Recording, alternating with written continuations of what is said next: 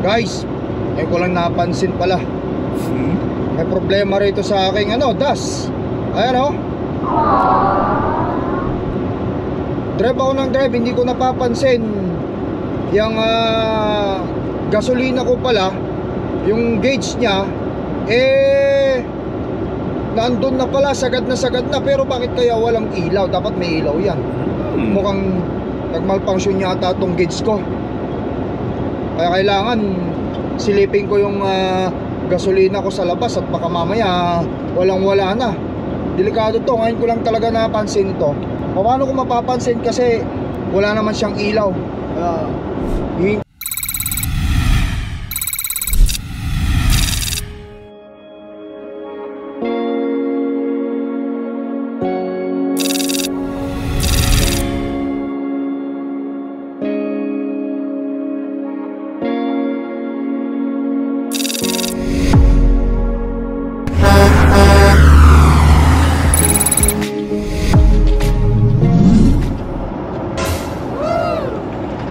Alright you guys, good morning.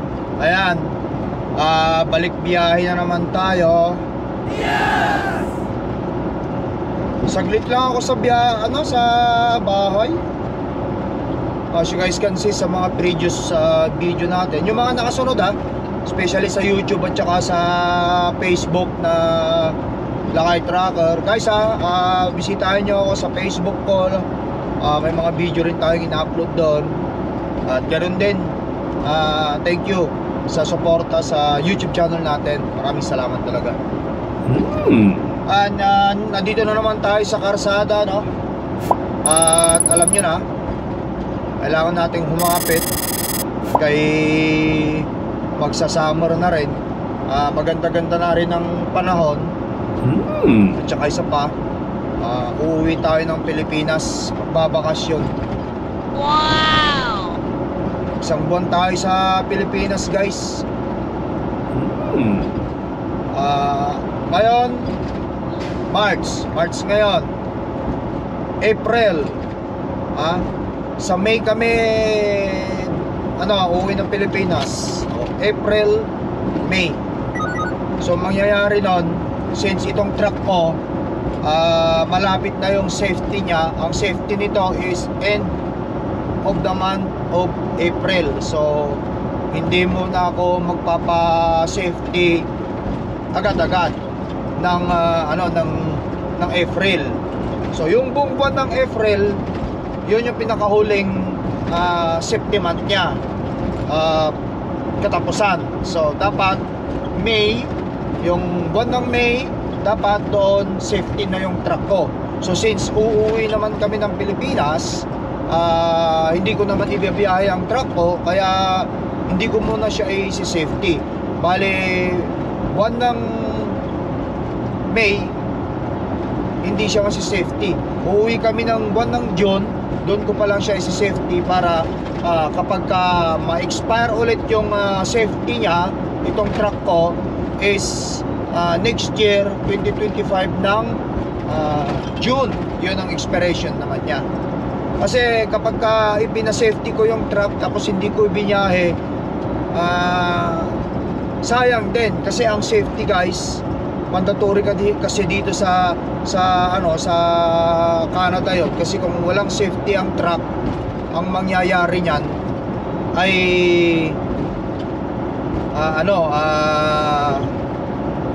hindi nila i-insurancean. Mapuputo lang insurance niyan. Hindi mo pwedeng ibiyahe ang truck mo nang walang valid or bagong safety. Yun ang policy dito sa Canada. Kaya dito sa Manitoba sa amin, yearly ang ang truck safety.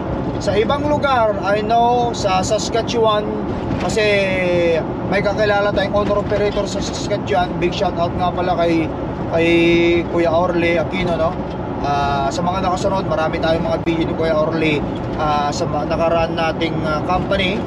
Ayan, maganda yung mga video natin, yung pupunta natin ng Vancouver.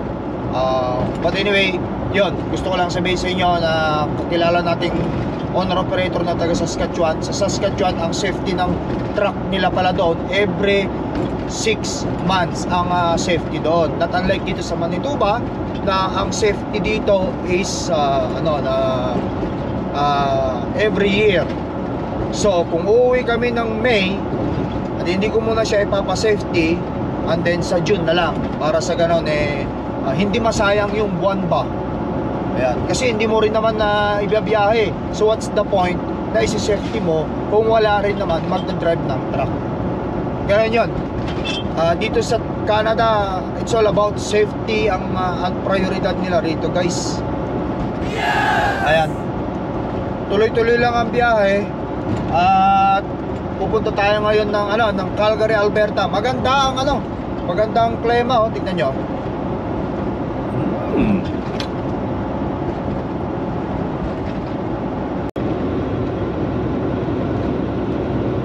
Hala, guys, ngayon ko lang napansin pala. May problema rito sa aking DAS. Ayan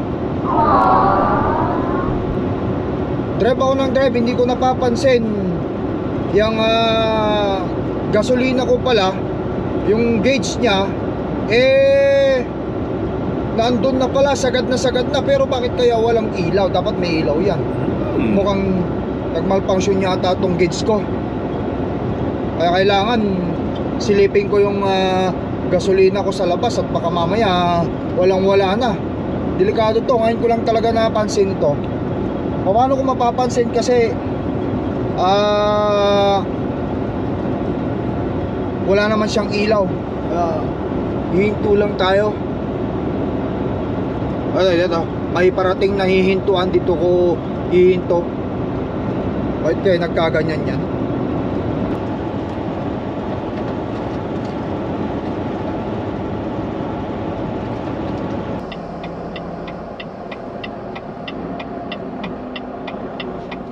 Alright guys, tara, babay natin.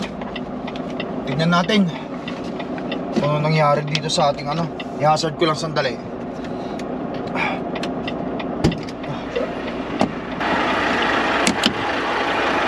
Okay.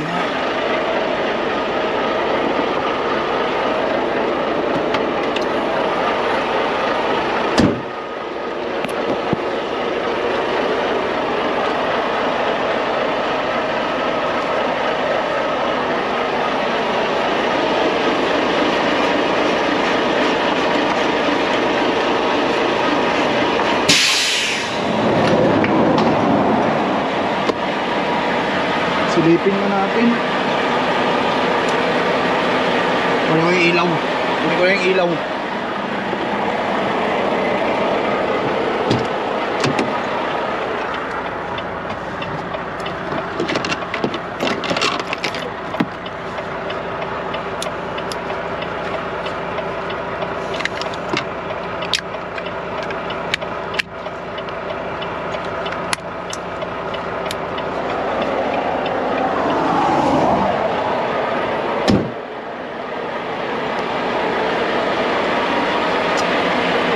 Marami pa sa loob guys. Marami pa laman. Bakit kaya ganon? Nakikita natin, nakita mo pa yung orange na yan. Marami pang laman. Marami pa guys. Nakikita ko pa, marami pang laman. Ayan, sa kabila, marami pang laman. Bakit kaya ganyan?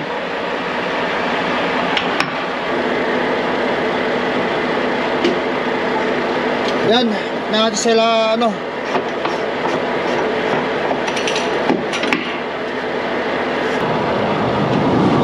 marami pang laman guys. Ba't kaya nagkaganon yung aking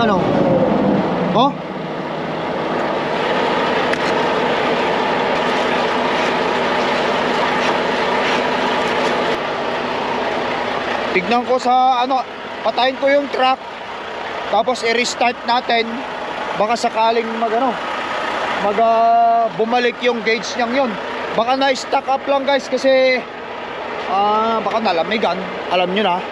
Pero para mas sigurado, kung hindi, i-reset ko sa battery niya dito sa ilalim.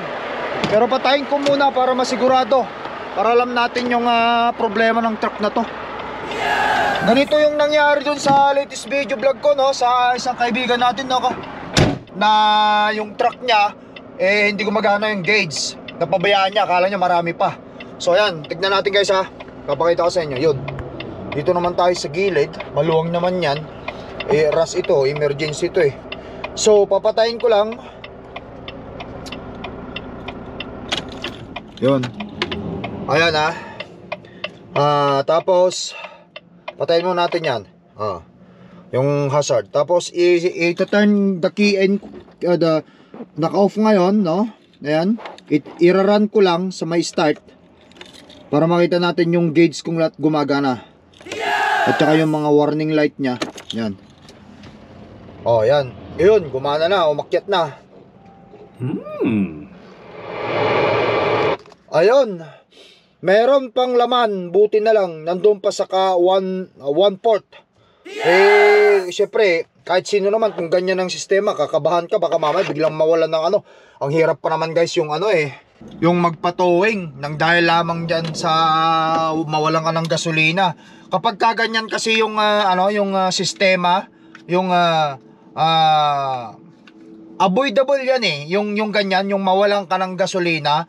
At pagkatapos ang daming gasolina ang dinaanan mo, tapos hinayaan mo lang yung truck mo, talagang hindi na maganda yun guys, yung ganon. Kasi yung mga ganon, avoidable yun. Kaya talagang nasa yun ang may problema nun, hindi yung truck mismo. Kasi nasa driver na yun. But anyway, meron pa tayong one port, makakatakbo pa tayo sa pinakamalapit na gasolinahan. At least kahit pa paano, chinignan ko, huminto ako dito sandali, mga 3 minutes, inikot natin. At pagkatapos chinik natin lahat. Kasi kung hindi siya babalik ito, ang plano ko, yung aking battery sa baba, meron siya yung i-turn off, turn on mo dun ano ko yun dapat, i-off ko muna ng mga 5 minutes, then i-start ko ulit. O iti-turn back in ko para makita ko kung kailangan i-reset yung battery mismo. At anyway guys, tara, hanap tayo ng pinakamalapit na gasolinahan.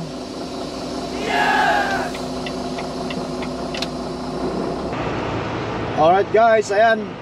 Ito, nakita natin ha. So ibig sabihin, ayan yung ating gasolina, umilaw. Ayan ang normal na gauge at saka warning lights ng truck. Kaya magpapagas muna tayo rito. Pagas muna tayo dyan sa ESO. Ayan, nakakita natin guys.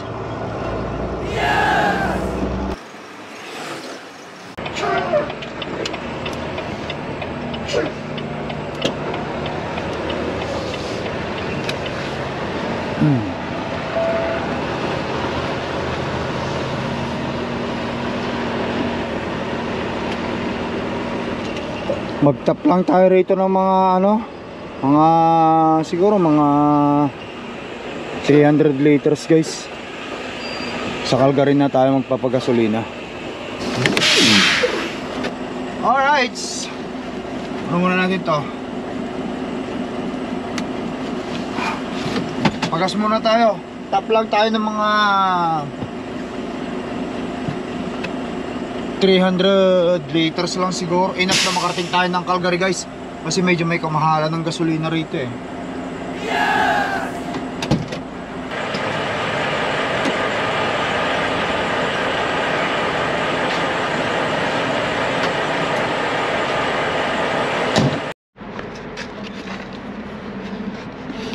Okay.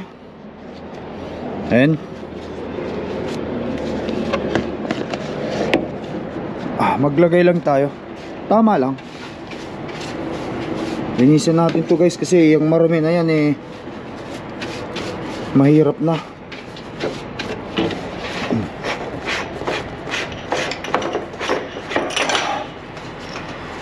Para hindi yung malaglag.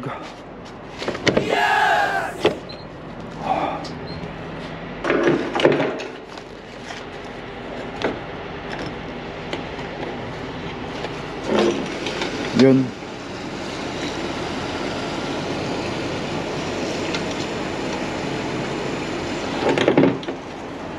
Sa kabila.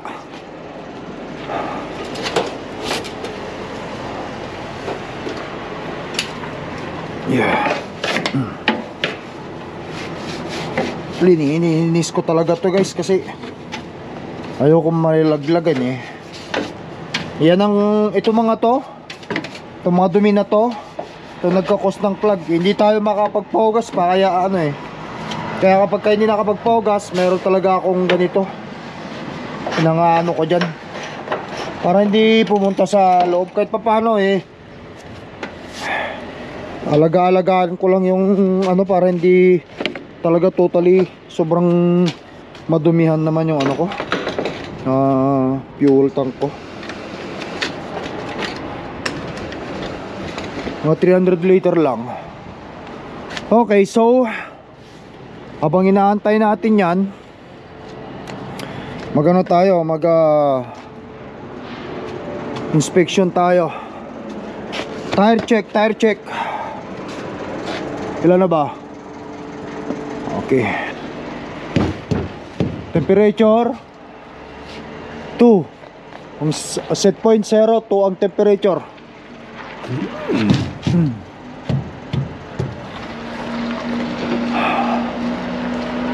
Marami pa. Sa Calgary ko na to pultangin.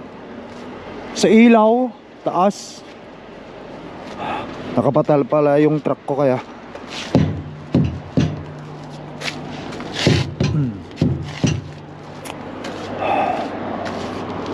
Check. Yan.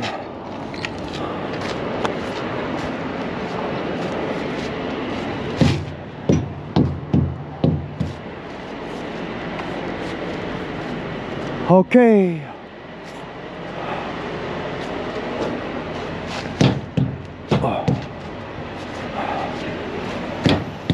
Got 200. Pag 250 doon, patayin ko na rito.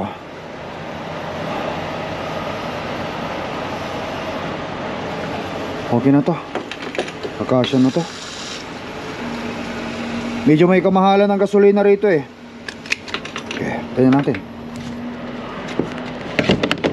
Tap lang. Tap lang guys kapag kaganito. Hindi natin kailangan punuin. Total malapit naman na yung pagpapagasolinahan ko sa Alberta. Meron pang 5 hours drive pero kasya na yun. Alam ko naman ang takbuhan ng truck ko eh. Alright. Check. Kailangan na naman paugas ng truck. Ayan, dyan ka lang muna. Gawin kong 234, gawin kong 300 later para sigurado.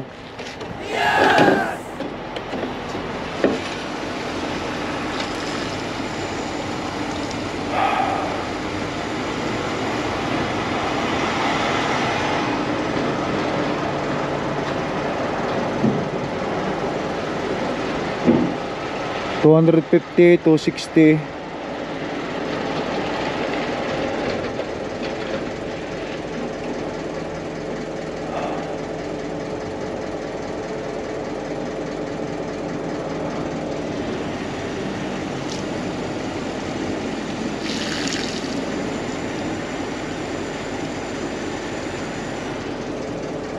Okay.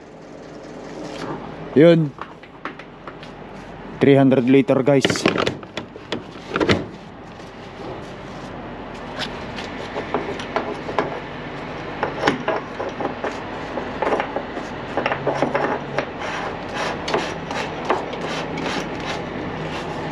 Good. Ayan guys, umabot tayo ng $499.36, 300 liters.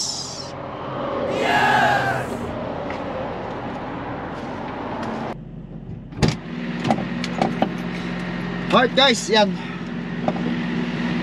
Nakuha ko na yung resibo, 300 liters. Pumapalo. Ayan, but anyway guys, talagang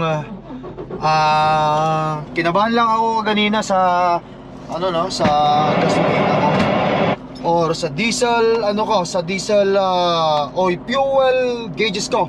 Guys, tignan nyo, ayan. Ngayon okay na siya. Oh, ayan, meron na tayong nandyan sa kalahati. At meron lang tayong 5 oras na hanggang sa Calgary. Kung nakikita natin, nakakasilaw kasi. Ayan, basta 5 oras na lang yung driving natin. Previously, meron akong content regarding sa kapwa nating o kaibigan nating owner operator na hindi nakapagpagas sa truck niya. Siyempre mahirap din yung guys eh. Tapos ako naman, magbablog ako ng sarili ko. Yun ang issue, hindi rin maganda. Gusto ko kung ano man na magkaroon man ng problema o ma-breakdown man ako wag sana yung mabigat. Pero sana yung mga ganitong avoidable kailangan talaga na maagapan natin. Agapan natin hanggat kaya natin guys, kasi kung hindi natin maagapan yon, tayo rin ang kawawa. Bilang owner operator, siyempre magtipid-tipid tayo, no? Para hindi tayo masyadong palagastos ba hanggat nagbabayad pa tayo ng truck. Kahit di naman sino siguro, kahit bayad na yung truck mo, ayaw mo rin naman yung gastos ka ng gastos ng isang bagay na avoidable naman. Yun lang guys ang gusto kong i-share sa inyo. Talagang kinabahan ako pero avoidable naman yung ganong klase ng situation. Thank God at hindi nagkaroon ng problema yung gauge ng aking ang aking fuel, yung fuel gauge ko. Ngayon normal na.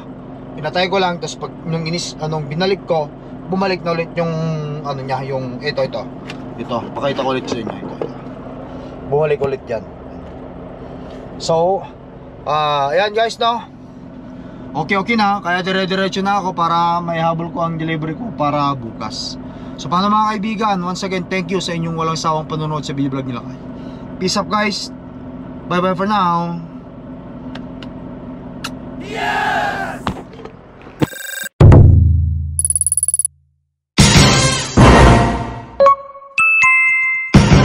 Lakay